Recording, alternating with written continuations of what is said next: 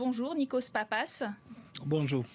Ce qui préoccupe beaucoup l'Europe en ce moment, peut-être même plus que la crise grecque, c'est bien sûr les possibilités d'un Brexit, une sortie du Royaume-Uni de l'Union européenne lors du référendum du 23 juin.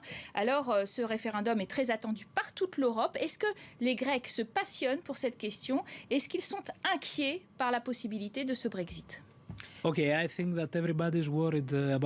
À mon avis, tout le monde est inquiet de la possibilité d'un Brexit. Je pense que personne ne devrait quitter l'Union. Mais les leaders politiques, les familles politiques et les instances européennes doivent très rapidement entamer une discussion courageuse et radicale sur l'avenir de l'Union.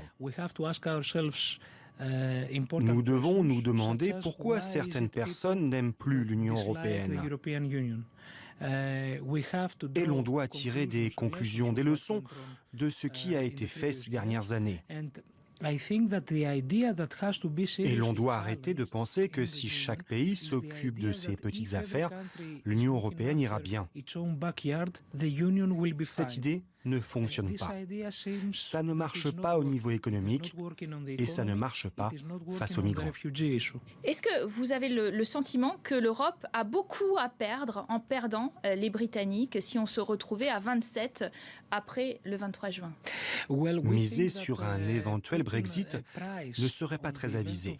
Le coût d'un Brexit sera surtout politique, puisque l'on se demandera ensuite qui sera le prochain à partir.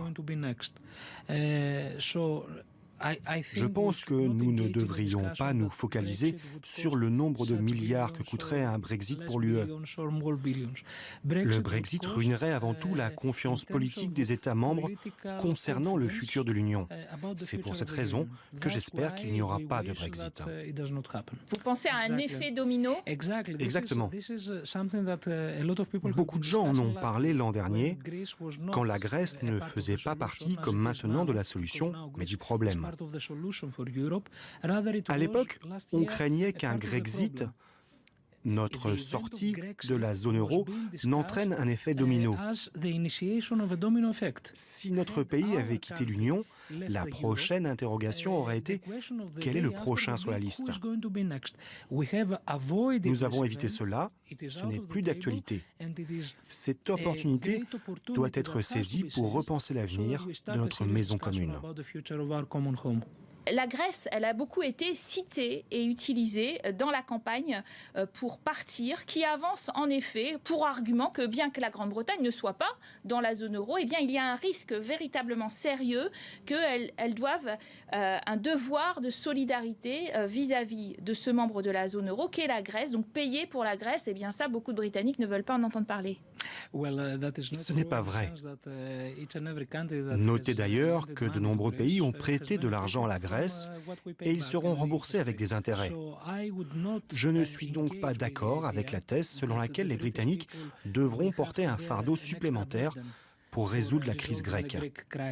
Être un membre de l'Union européenne, c'est avoir des opportunités et des obligations.